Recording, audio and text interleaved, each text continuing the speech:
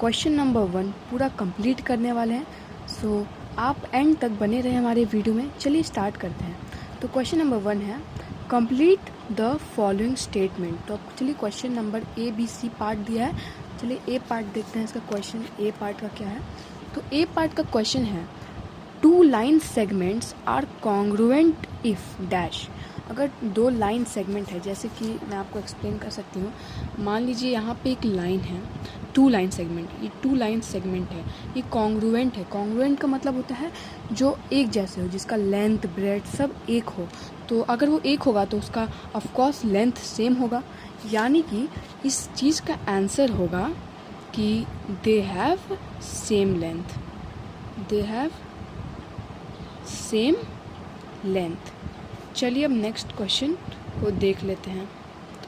तो they have same length. अब question number B देख लेते हैं। तो क्वेश्चन नंबर बी में है among 2 congruent angle one has a measure of 70 degree. 2 congruent angles बने हुए हैं। एंगल्स मतलब कि जिसके त्रिभुज हो, 3 भुजा हो, ठीक है। तो एक एंगल बना हुआ है जिसका जो मेज़र है वो 70 डिग्री है। तो कॉन्ग्रुएंट मतलब सेम होता है, यानी कि उसका अलग वाला मेज़र भी 70 डिग्री होगा। क्योंकि कॉन्ग्रुएंट मतलब होता है एक जैसे चीज़, जो अगर ये सेम लेंथ है तो इसका सेम लेंथ, ये सेम ब्रेथ तो इसका सेम ब्रेथ, यानी कि अगर इसका 70 डिग्री है तो इसका भी 70 डिग्री होगा। तो ऑफकोर्स आंसर में हम लिख देंगे 70 डिग्री। सिंपली आंसर हो गया हमारा 70 डिग्री। अब नेक्स्ट सी नंबर देख लेते हैं। तो सी नंबर में क्वेश्चन है when we write angle A equals to angle B we actually mean. तो एंगल ए अगर मान लो जैसे कि एक एंगल बना दी हूँ, एक है एंगल ए, इसका नाम मान लीजिए मैं एक एंगल बनाई, 2 एंगल है, इसका नाम एंगल ए है, इसका नाम एंगल बी है।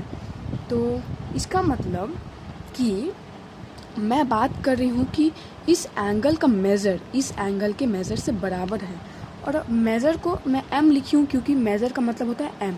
तो यानी कि सिंपली इसका आंसर होगा measure of angle a is equal to measure of angle b।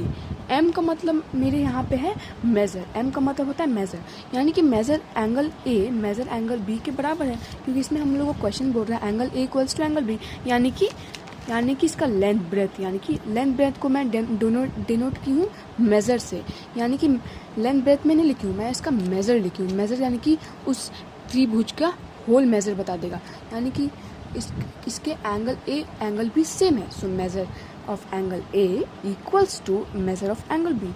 और अगर आपको कुछ डाउट होगा तो मुझको आप कमेंट कर सकते हैं। अगर आपको नेक्स्ट वीडियो चाहिए तो please subscribe my channel for more notification. Thank you and let's meet in next video. Thank you.